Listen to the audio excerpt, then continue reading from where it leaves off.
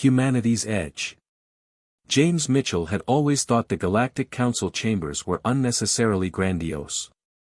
The towering crystalline walls that stretched hundreds of meters upward, the ever-shifting holographic displays that danced across every surface, and the ancient symbols of power etched into the very fabric of space-time itself, it all seemed a bit much.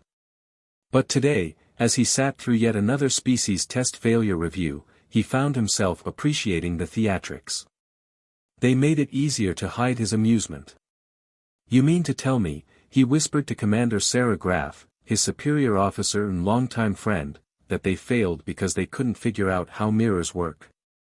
Graff's expression remained carefully neutral, though James caught the slight twitch at the corner of her mouth. Her blue-gray uniform was, as always, impeccably pressed, a stark contrast to James's more casual approach to the dress code. "It's not quite that simple," she murmured back, "but essentially, yes. Their entire civilization collapsed due to a fundamental misunderstanding of reflective surfaces." James had to bite his lip to keep from laughing out loud. The chamber was filled with representatives from dozens of species, all gathered to witness the latest test results. It wouldn't do to appear disrespectful, even if the situation was absurd. The test, as it was known throughout the galaxy, had been administered by the mysterious overseers for millions of years. No one knew exactly where they came from or why they'd appointed themselves as cosmic gatekeepers, but their word was law. Any species hoping to join the greater galactic community had to pass their evaluation. The holographic figure of Chief Overseer Lambda dominated the center of the chamber, its form shifting between various geometric patterns as it delivered its report. "Species designation 7249 Beta has failed to meet the minimum requirements for advancement. Their civilization experienced a complete systemic collapse during the mirror recognition phase, resulting in a 74% population reduction." "How does that even happen?" James whispered. Graff sighed. "They believed their reflections were rival entities from another dimension. It sparked a planet-wide civil war. But couldn't they just—" James made a vague gesture with his hand, touched the mirror. "They thought the others were mimicking their movements to mock them." James had to pretend to cough to cover his snort of laughter. A few nearby delegates shot him disapproving looks, particularly the Vorathian representative, whose 4 arms were crossed in what James had learned was a gesture of extreme displeasure. The test had different stages for different species, tailored to their specific evolutionary paths and technological development. Some failed due to environmental disasters, others through warfare or social collapse. But mirrors? That was a new one. "The results are final," Lambda announced, its voice resonating through the chamber.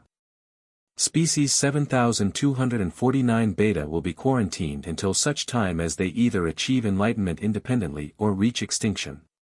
No appeals will be considered." As the hologram faded, the chamber erupted into the usual post-failure murmurs. James caught fragments of conversations in dozens of languages, most expressing variations of, "at least we're not that bad," or, "how embarrassing." "You know," James said, leaning back in his chair, "sometimes I wonder if the overseers are just messing with everyone. I mean, humanity barely passed, and we're supposed to be the success story."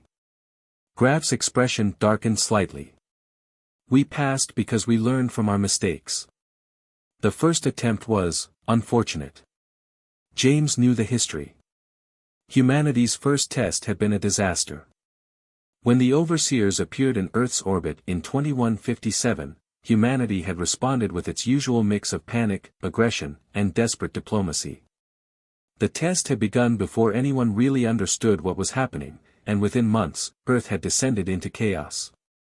The second chance came 50 years later, after humanity had picked itself up and implemented the Geneva Uplift Accords. That time, they'd passed, barely, but a pass was a pass. "Still," James continued, "you have to admit it's weird. We're the only species to pass in what, 300 years? 312, Graff corrected. And yes, it's unusual. But that's why we're here, isn't it? To help guide other species toward success." James glanced around the chamber. Fat lot of good we're doing. 3 failures this cycle alone. Maybe we should start a remedial class. Mirrors 101, your reflection is not your enemy. That's enough, Graf warned, though her lips twitched again. We have responsibilities here. The Council expects humanity to set an example. Oh, we're setting an example all right. We're showing everyone how to fail upward with style. Before Graf could respond, a new hologram appeared in the center of the chamber. This one was different from Lambda's usual manifestation, darker, more complex in its geometric patterns. The chamber fell silent instantly. Attention, the new overseer announced, its voice carrying an undertone that made James's teeth ache. We have detected an anomaly in the testing protocols. All current evaluations are suspended pending investigation. James sat up straighter. In all of recorded history, the overseers had never suspended testing. The process was supposed to be absolute, unchangeable as the laws of physics themselves. What's going on? He whispered to Graf, but she looked as confused as he felt. The hologram continued, recent data suggests a potential compromise in the selection criteria. We have reason to believe that certain species may have been. The overseer paused, its patterns shifting rapidly, inappropriately advantaged. The chamber erupted in chaos. Delegates jumped to their feet, shouting questions and accusations. The Vorathian representative's translator couldn't keep up with its rapid-fire growls and clicks.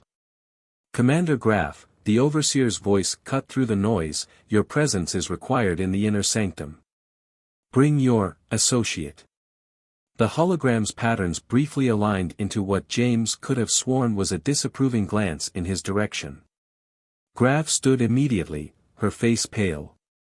The inner sanctum was off-limits to everyone except the highest-ranking council members. Even most overseers rarely manifested there. Well, James said, standing and straightening his rumpled uniform, this should be interesting. As they made their way through the parting crowd of stunned delegates, James couldn't shake the feeling that something fundamental had shifted. The test had been the one constant in galactic society, the great filter that separated the worthy from the unworthy. If it had been compromised. Graf, he said quietly as they approached the sealed doors of the inner sanctum, remember that joke about failing upward? She nodded grimly. I'm starting to think it wasn't as funny as I thought. The doors opened with a sound like singing crystal, revealing a darkness that seemed to swallow light itself. As they stepped through, James had the distinct impression that they were about to discover just how humanity had really passed the test, and he had a feeling none of them were going to like the answer. The last thing he saw before the doors sealed behind them was the chamber erupting into chaos, species that had been allies for centuries suddenly eyeing each other with suspicion. After all, if humanity's success was questionable, what other lies had the overseers been telling? And somewhere, in the vast darkness of the inner sanctum, James could have sworn he heard laughter. Shattered reflections. The inner sanctum defied physics in ways that made James's head hurt. The space seemed to fold in on itself, with corridors that stretched infinitely in impossible directions. Every surface rippled with dark energy that absorbed rather than reflected light, creating an unsettling void that made him question his own existence. Don't look too closely at the walls, Commander Graf warned, her voice tight. Humans aren't meant to process non-Euclidean geometry. Now you tell me, James muttered, already feeling nauseated. He forced himself to focus on Graf's back as they followed their overseer guide deeper into the forbidden space. The entity floated ahead of them, its geometric patterns now cycling through configurations that seemed increasingly alien. After what felt like hours but could have been minutes, they emerged into a vast chamber. Unlike the darkness of the corridors, this space blazed with light from countless holographic displays. Each showed different species failing their tests in spectacularly varied ways. Welcome to the archive, the overseer announced, its voice resonating differently here. This is where we maintain records of every test ever administered. James watched as one display showed a civilization destroying itself over a mathematical proof. Another depicted a species that had achieved faster-than-light travel but couldn't figure out how to tie knots. The absurdity of it all would have been funny if it weren't so tragic. "Why are we here?" Graf asked, her professional demeanor intact despite the surreal surroundings. The overseer's form shifted into something approximating a humanoid shape. "Because, Commander Graf, humanity's test results require contextualizing." A new hologram sprang to life in the center of the chamber, showing Earth circa 2157, humanity's first test attempt. James had seen the historical records, but this was different. This was raw, unfiltered footage of humanity's greatest failure. "As you know," the overseer continued, "your species failed catastrophically in its first attempt. Global warfare, environmental collapse, social disintegration, all within months of the test's initiation. We learned from our mistakes," Graf said firmly. "The Geneva Uplift Accords were a lie," the overseer interrupted. The words hung in the air like physical things. James felt his stomach drop. "What do you mean, a lie?" The hologram shifted to show events James had never seen before. Behind-the-scenes meetings, secret communications, decisions made in shadows that had shaped humanity's future. "The Accords were not your idea," the overseer explained. "They were suggested to key individuals in your government by external forces." Graf's face had gone pale. "External forces? You mean?" "Yes, Commander. Other overseers intervened directly in human affairs. They chose your species for advancement, regardless of merit." James laughed, though there was no humor in it. "So we didn't actually pass. All this time, we've been looking down on other species, and we're actually the biggest frauds in the galaxy." "Not exactly." The overseer's form shifted again, becoming more complex. "You see, the intervention itself was part of a larger experiment. We needed to know if a species could be guided toward success." New holograms appeared, showing other civilizations that had received similar interventions. All had failed spectacularly, often destroying themselves more thoroughly than if they'd been left alone. "Humanity was different," the overseer continued. "You took the help offered and built something new with it. You didn't just follow instructions, you innovated, adapted, made the assistance your own. In a way, that was the real test." "So we did pass?" James asked, confused. "You passed a different test than the one you thought you were taking." The overseer's form rippled. "But recent events have forced us to question the validity of the entire testing protocol." The chamber's displays shifted again, showing the species that had failed the mirror test. But this time, James noticed something odd about the footage. "Wait," he said, stepping closer to one hologram. "That's not right. The reflections, they're not matching properly." Graf moved to his side, her eyes narrowing. "He's right. The timing is off by microseconds. Any species with basic pattern recognition would notice that." "Precisely," the overseer said. "The test was sabotaged. Someone or something has been manipulating the testing protocols, ensuring that only specific types of failures occur." "But why?" Graf demanded. "What's the point of making species fail in such specific ways?" The overseer's form darkened. "We believe someone is studying failure itself. Each test has been carefully crafted to produce particular types of societal collapse. The mirror test, for instance, was designed to create maximum casualties while preserving enough survivors to document the results." James felt sick. "You're saying someone's using the tests to experiment on entire civilizations? Running scenarios like some kind of cosmic simulation?"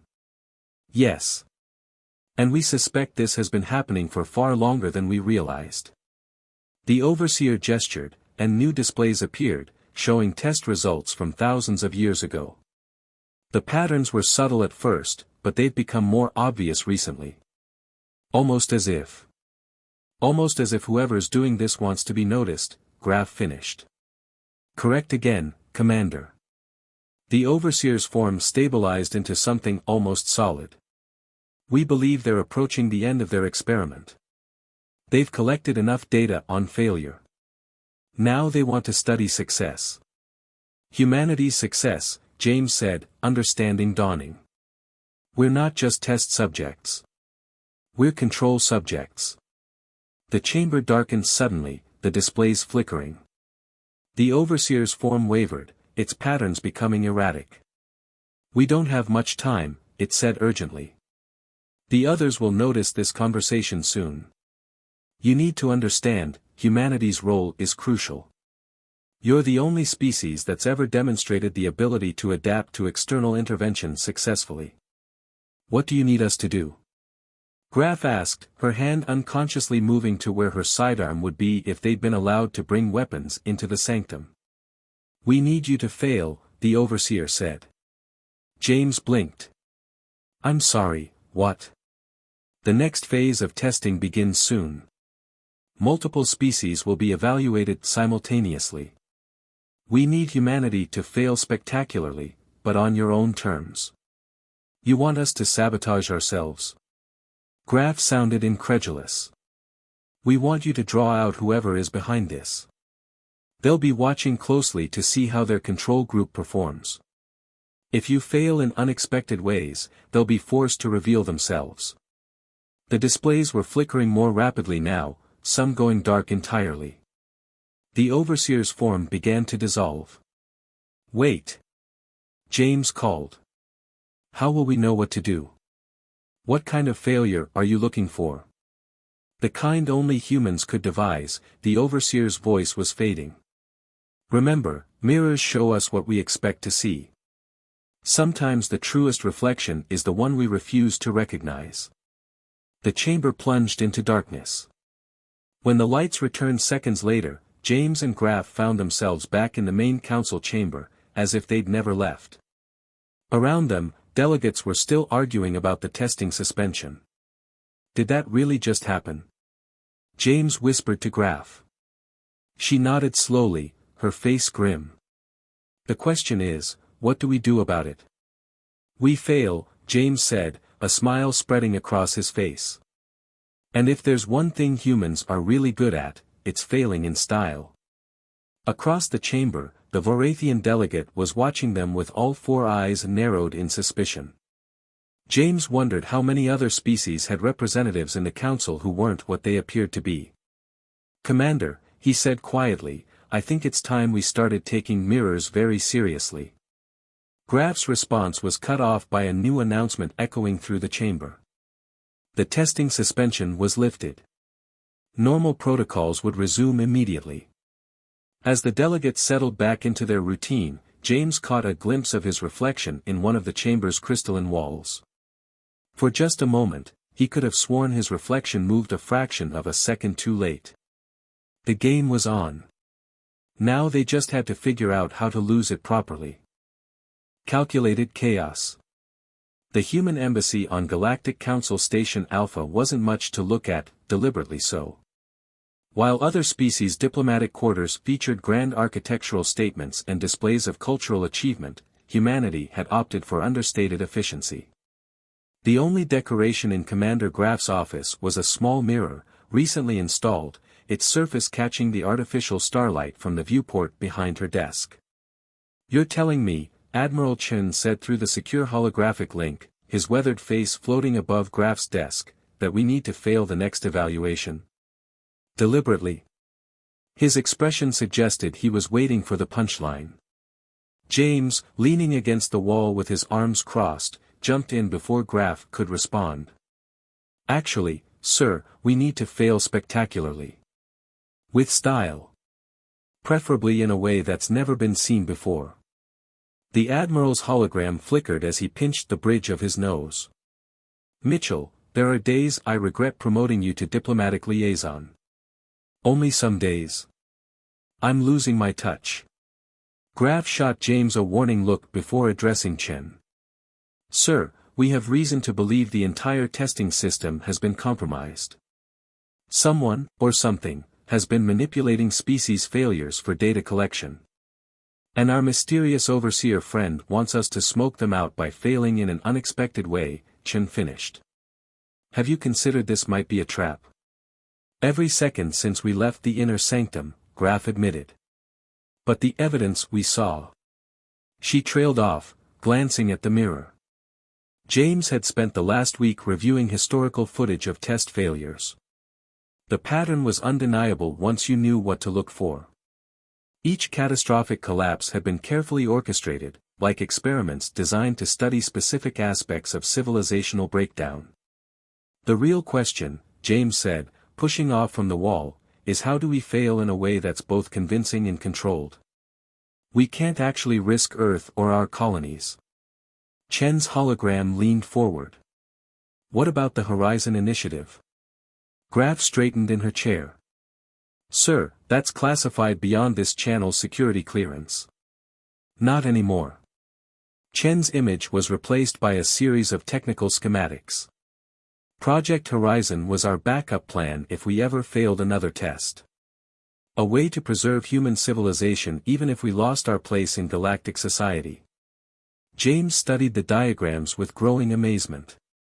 You built a hidden network of self-sustaining colonies outside Council space. How did you keep that secret? The same way we've kept a lot of things secret, Chen said as his image reappeared. We learned from our first test failure. Humanity's greatest advantage isn't our technology or our adaptability, it's our paranoia. Graf nodded slowly. The Horizon sites would let us stage a convincing collapse while preserving our actual civilization. But we'd need to make it look good. Better than good, James corrected. It needs to be weird enough to draw out whoever's been running these experiments. Something that breaks their precious data patterns. A soft chime interrupted them as the office door slid open. A junior diplomat stumbled in, looking flushed. Commander, you need to see this. The Vorathians, they're calling for an emergency session. They're demanding humanity be subjected to an immediate re-evaluation. James straightened. On what grounds? They say they've uncovered evidence that our original test results were falsified. Graf and James exchanged looks. Someone was moving faster than they'd anticipated. Thank you, Lieutenant, Graf said. Please inform the Council we'll attend the session. After the diplomat left, she turned back to Chen's hologram. Sir, we need to move quickly. Agreed. I'll activate Horizon protocols. You two need to give the performance of your lives in that Council chamber. Chen's image flickered. And Mitchell? Yes, sir. Try not to enjoy this too much. After the Admiral's hologram faded, James moved to examine the mirror on Graf's wall. You know what's funny? All those species that failed their tests, they were probably closer to passing than we ever were. Graf raised an eyebrow. How do you figure? They failed honestly. We passed through intervention, and now we're going to fail on purpose. It's like a cosmic joke. Focus, James. How do we handle the Vorathians? He grinned. The same way humanity handles everything. We improvise. The emergency session was packed. Every species with diplomatic status had representatives present, and the tension in the chamber was thick enough to cut with a plasma blade. The Vorathian delegate, Crowthax, stood at the center, all four arms gesturing as it presented its case. The evidence is clear, its translator boomed. Humanity's second test attempt showed anomalous patterns consistent with external interference. We demand a full investigation and immediate retesting. James leaned over to Graf and whispered, they're not wrong, but I don't think they know how right they are. Before Graf could respond, a new voice cut through the chamber, one that hadn't been heard in public for centuries. The Council recognizes the validity of these concerns. The crowd fell silent as a previously unknown overseer materialized. Unlike the geometric patterns they were used to, this one appeared as a shifting mass of darkness that seemed to drink in light. Humanity will be retested, it announced. But given the unique circumstances, we will implement a new protocol. All species represented here will undergo simultaneous evaluation. The chamber erupted in protests, but James noticed something odd. The Vorathian delegation wasn't arguing. In fact, they seemed pleased. The tests will begin in one standard cycle, the overseer continued. All species are advised to prepare their populations. There will be no appeals. As the chamber descended into chaos, James caught Graff's eye. Well, he said quietly, I guess we don't have to figure out how to fail obviously enough to get their attention. No, she agreed, watching the Vorathian delegates carefully. But I think we just found out who's been running the real experiments. The next few hours were a blur of emergency meetings and hasty preparations. Every species was frantically trying to prepare for an unexpected test, but humanity had a different problem. They needed to figure out how to fail in just the right way. It needs to be something uniquely human, Graff said as they hurried through the station's corridors. Something that would never occur to the Vorathians or whoever they're working with. James stopped suddenly, causing Graff to nearly run into him. I have an idea, he said slowly. But you're going to hate it. Why? Because it involves taking everything we know about the test, everything we've learned about how other species failed, and doing the exact opposite of what anyone would expect. Graff's eyes narrowed. What are you suggesting? We're going to pass the test, James said with a growing smile. We're going to pass it so perfectly, so absolutely by the book, that it has to be fake. That's actually brilliant, Graff admitted. They'll have to investigate how we achieved such an impossible result. Exactly. And when they do, we'll be ready, Graff finished. She pulled out her communicator. I'll contact Chen. We need to modify the Horizon protocols. As they resumed their hurried pace, James caught their reflection in a passing window. For just a moment, he could have sworn he saw something else there, something darker, watching from behind the glass. The game had changed. They weren't just trying to fail anymore, they were trying to succeed so perfectly that failure became inevitable. It was, James thought, exactly the kind of paradox that made humans so unpredictable. Now they just had to convince everyone else to play along. Perfect imperfection. The Horizon Initiative's command center made the council chambers look primitive by comparison. Hidden in an artificial pocket of subspace, the facility existed in a place between places, its quantum architecture defying conventional physics. As James watched technicians prepare for humanity's greatest performance, he couldn't help but marvel at how much they'd kept hidden from their galactic neighbors. The simulation is ready, Dr. Elena Santos announced, her holographic form flickering slightly as she manipulated the facility's main display. We've mapped out every successful species response from the historical record and created a composite of the theoretically perfect test performance. Graff studied the swirling data patterns with a frown. And we can replicate these responses exactly? Too exactly, James said, beginning to pace. That's the beauty of it.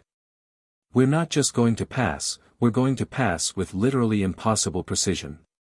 The display showed humanity's response patterns to various test scenarios, social cohesion metrics, technological adaptation rates, cultural evolution markers. Every line was perfectly smooth, every curve mathematically ideal. No species actually performs like this, Dr. Santos confirmed. Real societies show variation, chaos, unexpected spikes of innovation or regression. This level of perfection is a statistical impossibility. Which is exactly why it will work, James said, stopping his pacing to face the others. The Vorathians have been studying failure patterns for centuries. They'll recognize this as artificial immediately. Assuming they're actually behind the manipulated tests, Graff pointed out.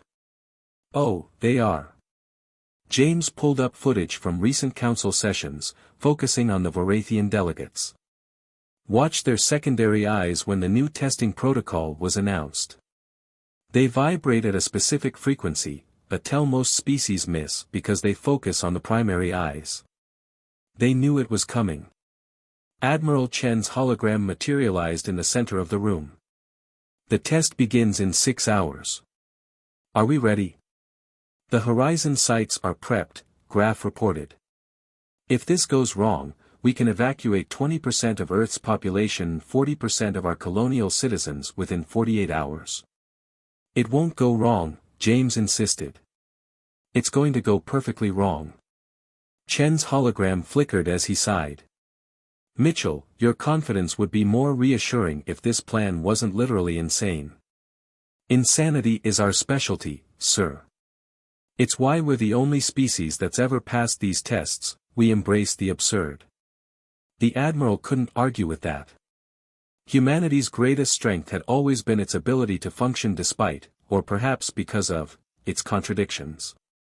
New development, Dr. Santos called out, her hands flying over holographic controls.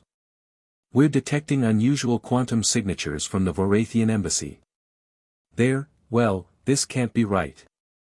What is it? Graf moved to examine the readings. According to these scans, their embassy doesn't exist in our spacetime. It's some kind of projection, like a reflection of a place that's somewhere else entirely. James felt a chill run down his spine. Mirrors, he whispered. It always comes back to mirrors. The room fell silent as the implications sank in. The Vorathians weren't just studying failed tests, they were studying reality itself, using mirrors as windows between dimensions. Show me the historical footage again, James suddenly demanded. The species that failed the mirror test. Dr. Santos complied, bringing up multiple holographic displays showing various civilizations destroying themselves over their reflections. Look at the timing, James said, pointing to subtle patterns in the footage. The reflections aren't just delayed by microseconds, they're showing completely different realities. These species didn't fail because they couldn't understand mirrors. They failed because their mirrors were actually showing them alternate versions of themselves. The Vorathians weren't testing them, Graf realized. They were trying to find species that could recognize parallel realities. And we passed because we didn't, James concluded. We were too focused on our own problems to notice what our reflections were really showing us. Admiral Chen's hologram straightened. This changes things. If the Vorathians are manipulating parallel realities, they're not just collecting data on failure, James interrupted. They're harvesting it. Each failed test creates a burst of chaos, of possibility. They're feeding on collapsed quantum states. How do you know that? Graf demanded. James gestured to the facility around them. Because that's exactly what we're doing right now. This facility exists in subspace, powered by quantum uncertainty. We stumbled onto the same technology they've been exploiting for eons. Dr. Santos's hologram flickered urgently. The test is being moved up. All species are to begin their evaluations in 30 minutes. They know, James said quietly. They've detected our quantum signatures. We've got one shot at this. Graf turned to the Admiral's hologram. Sir, requesting permission to proceed with Operation Perfect Mirror. Chen nodded grimly. Granted. And may whatever gods might be watching have mercy on our souls. The next 20 minutes were a blur of activity as humanity prepared to give the performance of its existence. Every colony, every ship, every individual would have to act with impossible precision, creating a pattern so perfect it could only be artificial. James found himself back in the council chamber as the test began, watching as species after species received their challenges. The Vorathian delegates sat perfectly still, all 4 eyes fixed on the humans. Ready for this? He whispered to Graf. Not even slightly, she replied with a slight smile. But that's never stopped us before. The chamber's main display activated, showing humanity's response to the first test scenario. The lines were perfect, the patterns immaculate. Too perfect. Too immaculate. James caught the subtle vibration in the Vorathians' secondary eyes. They'd noticed. Phase 1 was complete. Now they just had to spring the trap. As humanity's impossible performance continued, James noticed something strange in the chamber's crystalline walls. The reflections were starting to shift, showing glimpses of other council chambers, other versions of themselves making different choices. The barriers between realities were thinning. And in every reflection, the Vorathians were watching, waiting, hungry for the chaos to come. They had no idea that chaos was exactly what humanity did best, even when they were being perfect. Through the looking glass. Reality fractured like a broken mirror. The council chamber split into countless versions of itself, each reflection showing a different outcome, a different possibility. James watched as versions of himself multiplied across dimensions, some succeeding, others failing, all part of the greatest gambit humanity had ever attempted. "They're coming through," Graf warned, her voice echoing strangely across probability spaces. The Vorathian delegates had abandoned their pretense of physical form, their bodies dissolving into shifting patterns of dark energy that rippled through spacetime. This was not the intended outcome. The beings that had posed as Vorathians announced, their true voices bypassing translation to speak directly into the minds of everyone present. "The experiment has been compromised." James smiled, though it felt strange on a face that existed in multiple quantum states simultaneously. "Actually," he said, "it's working exactly as intended. Just not your intentions." The Horizon Initiative had been more than just a backup plan. While humanity had prepared their perfect performance, they'd also been preparing something else, a quantum resonance cascade that would force the Vorathians to reveal their true nature. "You've been harvesting failure for millennia," Graf declared, her uniform shifting between infinite variations as reality continued to splinter. "Taking the collapsed possibilities from failed species and using them to power your transdimensional empire. But you made one crucial mistake." The chamber's crystalline walls showed scenes from countless test failures throughout history. But now, with the barriers between dimensions weakened, everyone could see the truth.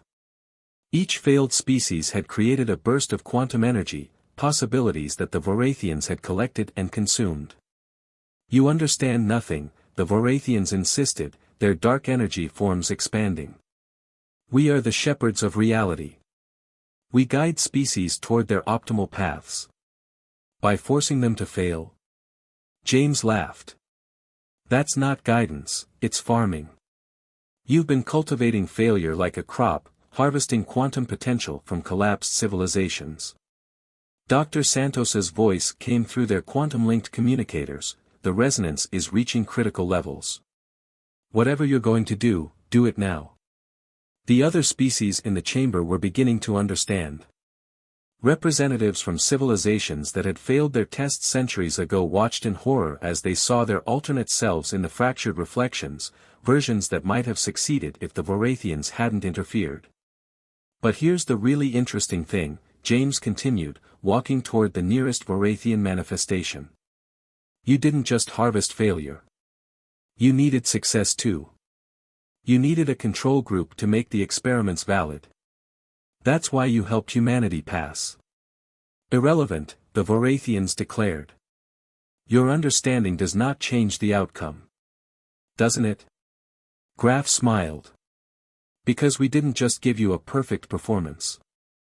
We gave you something else too." James reached into his pocket and pulled out a small mirror, identical to the ones that had been installed throughout human space over the past week. Each one was a quantum receiver, part of a vast network that had been gathering data on the Vorathians' own dimensional signatures. "You studied how species fail," James said. "We studied how you succeed." The chamber's reality began to stabilize, but not into its original configuration. The quantum network humanity had created wasn't just for observation, it was a trap, using the Vorathians' own technology against them. "The test was never about mirrors," Graf announced. "It was about recognition. About seeing yourself clearly across all possibilities. You failed your own test. You became so focused on harvesting failure that you forgot to look at your own reflection. The Vorathian's dark energy forms began to compress, forced into a single quantum state by the human network. Impossible. You cannot contain us. We are beyond your comprehension. Maybe, James agreed. But we don't need to comprehend you. We just need to understand ourselves. And if there's one thing humans are good at, it's looking into a mirror and seeing something unexpected. Admiral Chen's voice came through their communicators. Quantum containment fields are ready. On your mark. Graf nodded to James. Would you like to do the honors? James held up his mirror, and across human space, thousands of others did the same. Each one activated, creating a quantum resonance that forced reality to crystallize into a single, stable configuration. The Vorathians screamed across dimensions as they were forced into physical form, no longer dark energy beings, but something concrete, limited, trapped in a single version of reality. The thing about humans, James said to the now solid Vorathians, is that we're really good at failing. We fail all the time. But we're even better at learning from those failures. And we learn from you.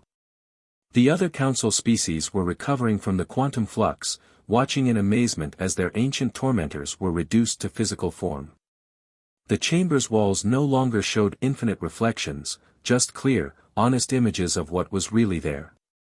What happens now? One of the former Vorathians asked, its voice now requiring translation like any other species. Graf stepped forward. Now we do what humanity does best, we adapt. The tests are over. No more farming failure, no more harvesting quantum potential. Instead, we're going to work together. All species, learning from both success and failure. And if we refuse? James grinned. Then we'll show you just how creative humans can be when we're trying to fail on purpose. The cleanup took weeks. The quantum damage had to be repaired, species had to be contacted and compensated, and a new galactic order had to be established. But something remarkable happened in the process. Species began to learn from each other's failures and successes alike. The Horizon Initiative was revealed to the galaxy, not as a backup plan, but as a new beginning.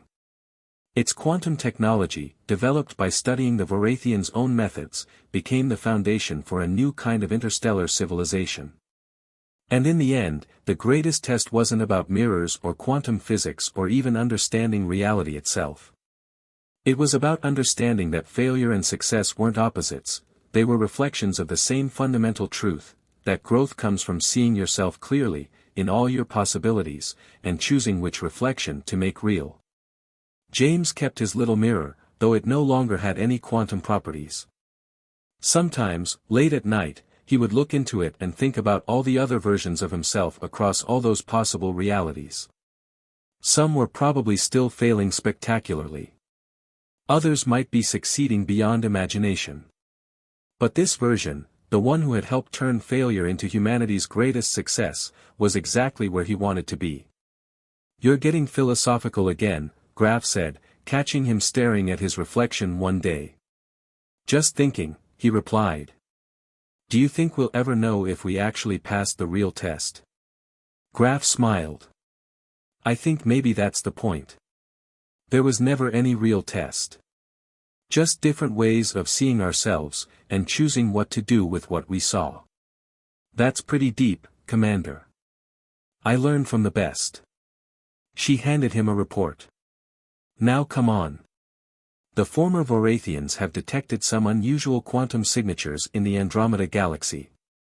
Apparently, there's another species out there that's really good at failing in interesting ways."